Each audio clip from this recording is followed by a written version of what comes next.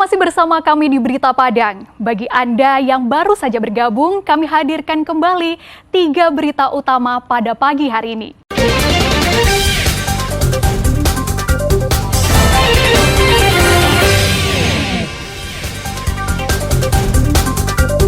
Pelaksanaan operasi Patuh di perbatasan Sumatera Barat dengan Jambi.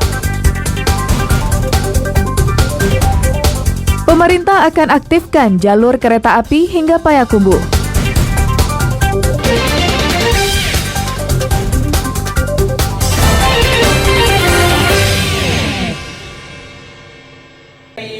Polres Pariaman dari Sat Narkoba Polres Pariaman. Seorang pejabat eselon 3 di Kabupaten Padang Pariaman Sabtu pekan lalu ditangkap Satres Narkoba Polres Pariaman di Kelurahan Lohong, Pariaman. Tersangka ditangkap saat menunggu seseorang yang akan membeli narkotika jenis sabu-sabu yang dijualnya. Saat santai menunggu pembeli di sebuah tempat pencucian sepeda motor, Anessa Satria ditangkap polisi dari Satres Narkoba Polres Pariaman. Saat digeledah, polisi menemukan 3 paket sabu-sabu dan sebuah timbangan digital. Keberadaan timbangan ini merupakan sebuah indikasi kuat jika Anessa adalah pengedar sabu-sabu.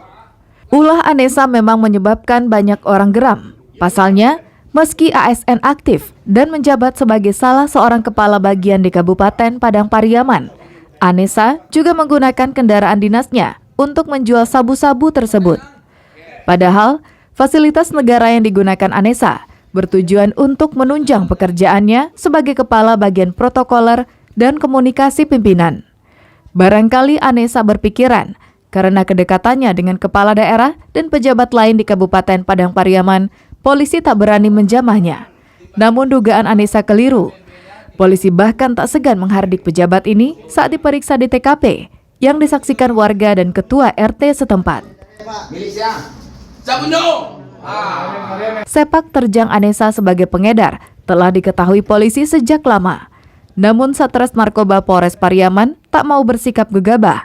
Karena jika Anessa ditangkap tanpa mengantongi barang bukti, maka Anessa tak bisa ditahan. Nah, ini sebenarnya hasil penyelidikan kami ini sebenarnya sudah lama juga. Cuman kan nunggu timingnya yang pas. Kapan mereka ada barang seperti itu.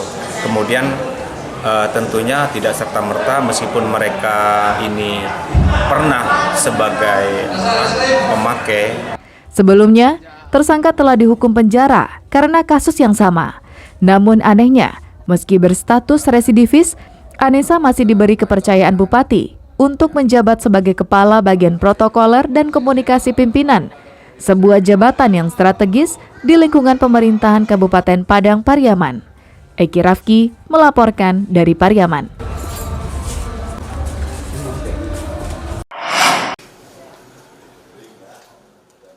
Puluhan jenis opsetan atau hewan yang diawetkan dan masuk ke dalam jenis satwa langka yang dilindungi disita petugas tim gabungan Balai Penegakan Hukum Kementerian Lingkungan Hidup dan Kehutanan Wilayah Sumatera, Balai KSDA Sumatera Barat.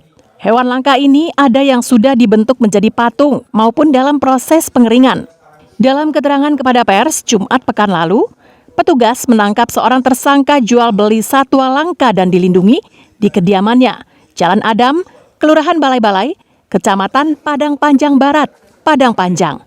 Opsetan satwa langka yang disita itu adalah potongan kulit harimau Sumatera atau Panthera tigris sumatrae dengan jumlah 46 lembar. Kepala rusa utuh 5 buah, dan tengkorak kepala rusa 3 buah. Simpai Sumatera, yang dalam bahasa latinnya disebut Presbytis nelalopos, 2 ekor, serta macan dahan, Neophelis nebulosa, 2 ekor. Semuanya berjumlah 30 jenis hewan yang diawetkan. Itu menjadi tata kelola daripada KSDA, KSDAE, kemudian Gakum mengawal bagaimana menjaga tadi pakai cyber patrol ya di media, kemudian kita coba perkuat jaringan dengan semua pihak, dengan bea cukai, dengan karantina, pintu bandara, pintu pelabuhan ya, kemudian dengan kepolisian terutama yang. Pelakunya dijerat petugas dengan Undang-Undang Nomor 5 Tahun 1990 tentang konservasi sumber daya alam hayati dan ekosistemnya dengan ancaman 5 tahun penjara dan denda 100 juta rupiah. Alfi melaporkan dari Padang.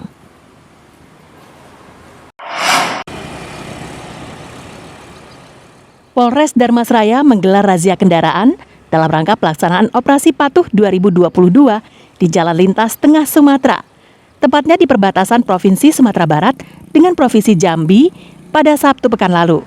Setiap kendaraan yang melintas diberhentikan petugas dan diperiksa dengan saksama. Sasaran dalam Operasi Patuh ini adalah kendaraan yang melawan arah, sepeda motor yang menggunakan knalpot bising, menelepon saat sedang berkendara, serta pengendara sepeda motor yang tidak mengenakan helm berstandar SNI. Polisi juga menegur pengemudi yang tidak menggunakan sabuk pengaman. Namun semua kekurangan tersebut baru diperiksa polisi jika pengemudi dan pengendara bisa memperlihatkan surat-surat kendaraannya dan surat izin mengemudi. Untuk Operasi Patuh Singgalang 2002, khususnya di Polres Darmasraya, Polda Sumbar, kami melaksanakan kegiatan di simpang Polres dan di batas Sungai Rumbai. Untuk sasaran sendiri, kendaraan yang memasuki wilayah hukum Polres Darmasraya dari Jambi. Untuk sasaran Operasi Patuh, kami menyasar pengendara motor yang tidak menggunakan helm SNI, knalpot bising, kemudian pengendara mobil yang tidak menggunakan sabuk pengaman. Pengendara dan pengemudi yang terjaring razia disita polisi surat-surat kendaraannya. Pemilik baru bisa mendapatkan surat-surat tersebut setelah membayar sejumlah denda ke kas negara dan mengikuti sidang tindak pidana ringan atau tipiring di Pengadilan Negeri Pulau Punjung. Sedangkan sepeda motor yang ditahan polisi baru bisa diperoleh setelah pemilik mengganti knalpot bising yang dipakainya dengan knalpot standar. Operasi Patuh ini dilaksanakan secara serentak di Indonesia selama 2 minggu, dari tanggal 13 Juni hingga tanggal 26 Juni 2022. Eko Pangestu melaporkan dari Darmasraya.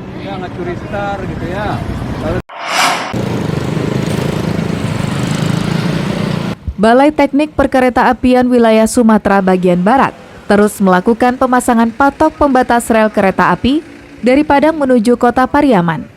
Selain itu, petugas juga menutup sejumlah perlintasan liar sebidang di sejumlah titik yang dianggap berpotensi menyebabkan terjadi kecelakaan kereta api. Hal itu diutarakan Kepala Balai Teknik Perkeretaapian Wilayah Sumatera Bagian Barat yang baru usai pisah sambut dengan Kepala Balai yang lama di Padang, Jumat malam pekan lalu. Tujuannya untuk meminimalisir terjadinya kecelakaan kereta api yang dapat menimbulkan korban jiwa. Tentunya saya akan melanjutkan program-program yang telah dijalankan oleh Bapak Suranto, Kepala Balai sebelumnya, khususnya fokus pada penanganan perlintasan sebidang, karena memang kita ketahui di sini itu cukup padat ya, jadi sangat membahayakan perjalanan kereta api. Selain itu juga kita akan melakukan beberapa peningkatan penggantian rel, juga beberapa stasiun akan kita revitalisasi supaya bisa memberikan pelayanan kepada para pengguna jasa kereta api di Sumatera Barat. Sementara Ditjen Perkeretaapian Kementerian Perhubungan masih fokus melakukan revitalisasi atau pengaktifan kembali jalur kereta api dari Paulimo Padang menuju ke Pariaman pada tahun ini. Sesuai dengan rencana pembangunan nasional ya di lingkungan Kementerian Perhubungan khususnya di Ditjen Perkeretaapian, bahwa ini terus kita lakukan, tentunya ini sesuai dengan kesiapan ya lahan dan tentunya juga anggaran. Ya di Sumatera Barat ya kita sudah mulai ya kegiatan baik itu ke Pariaman maupun juga ke Paulimo.